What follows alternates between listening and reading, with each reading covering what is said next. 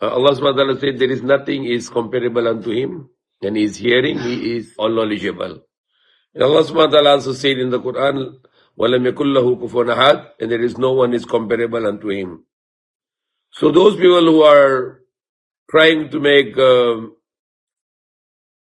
resemblance to Allah, to His creation, these people have no sense. You can call them, they have no mind at all, and they are trying to compare the creator to the creation. It is very big injustice, it's a very big zulm. In the Shirk al-Zulm Azim. When you are comparing Allah with human being and with creation of Allah, then you are making a shirk. Because once you are comparing Allah with any creation, Allah is the creator, tagapaglikha. And when you are comparing Allah, the creator, with the creation, then you are automatically committing a shirk. So example, if people are saying that Allah is look like this person, or Allah is look like a sky, or Allah is look like a sun or the moon. So these are the people are committing shirk. The words mutashabihat comes in the Quran is not literal meaning, because if you are going to literal meaning, then you are committing shirk. For example, Allah said in the Quran, Kul huwallahu ahad. Say He, Allah, is only one. And now here the Allah said huwa, word for himself, He. The huwa in Arabic, translated to in English, is He, or in Tagalog, Siya. But the gender for the huwa is a male gender, grammatically, according to grammar. And for the hiya, in Arabic, the gender is female gender, hiya. So it doesn't mean that when Allah is using the huwa for himself, and that is for the grammar, because Allah is explaining himself. So you are not going to start to putting the gender on God, because God is creator. He is not, you cannot define him biologically that there is a male, female, and he has a father, and he has a son, and he has a daughter, and he has a grandfather, and he has a grandchildren. No. You cannot compare Allah, you cannot define Allah biologically. Okay, He is the infinite creator, unlimited creator. Also the people are making a nonsense question, where is Allah? Why you can ask this kind of question, where is Allah? Because the location is a creation of Allah, so why Allah need to be in a location? The space is a creation of Allah. Why Allah need to be in the space? So some people can ask, Allah is past, or Allah in the present, or Allah in the future. No. The time is the creation of Allah. Why Allah is need of time? Okay? Why Allah is need to be in a dimension? Because dimension is a creation of Allah. Why Allah need a dimension? Why Allah is need to be in a direction? Because Allah is free from direction. Because the direction is a creation of Allah. So why Allah is needing direction? That's why Allah called himself Allahu Samad. Allah is without any need. Okay? Allah is free from time. Allah is free from dimension. Allah is free from limitation. Okay? He is free from limitation.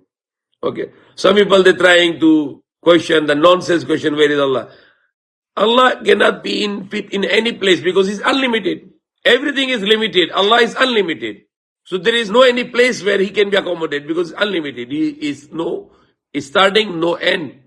You cannot imagine Allah in your mind. You need to believe He's infinite, powerful God, unlimited God. Allah said in the Quran, if all the seas become the ink, and all the trees to become a pen, and you write the words of Allah, all the seas will finish, all the trees will be finished, but you cannot finish the word of Allah. Why?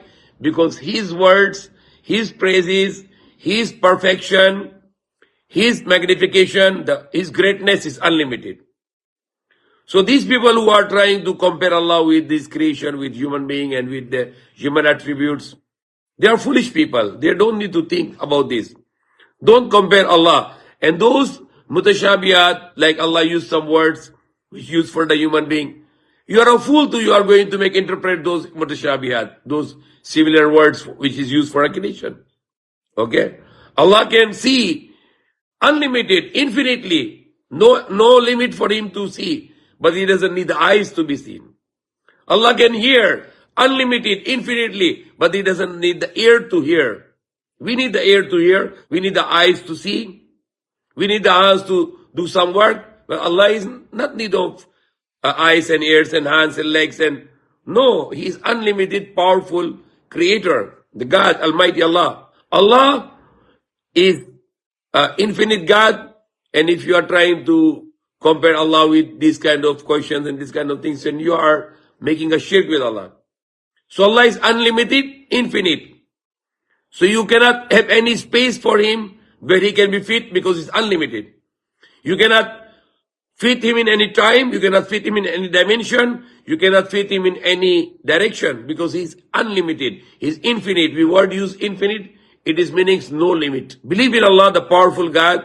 Allah is not an idol, like the Christians believe there is a God who sits on the throne and He is holding the stick and He has a white beard and He has a throne on the head.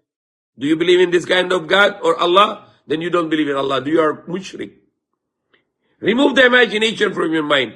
You cannot define Allah geometrically. You cannot define Allah geographically. You cannot define Allah by the laws of physics. You cannot define Allah with the laws of chemistry. You cannot define Allah with the laws of biology. He's above all this because these are the creation of Allah. The biology laws, the physics laws, the chemistry laws, the laws of the chemicals. These are the creation of Allah. And you are a fool that you are going to compare Allah with those laws.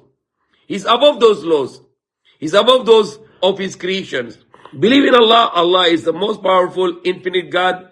And He can hear me. He is very close to me. He knows what I'm doing. He knows what is in my heart. And if I can pray to Him, He can listen to me and He can answer to me. And He can help me. He's a powerful God I believe in. The infinite, powerful. He's omnipotent. Means His power is unlimited. He is omni-knowledge. His knowledge is unlimited. His seeing is unlimited. His reach is unlimited. His power is unlimited. So that's the God you need to believe.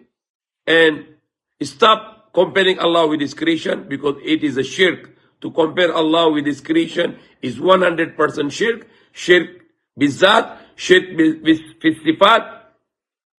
Believe in the powerful God who is not comparable and who is not equal and co-equal to anyone. He is the infinite and rest and all of His creation are limited.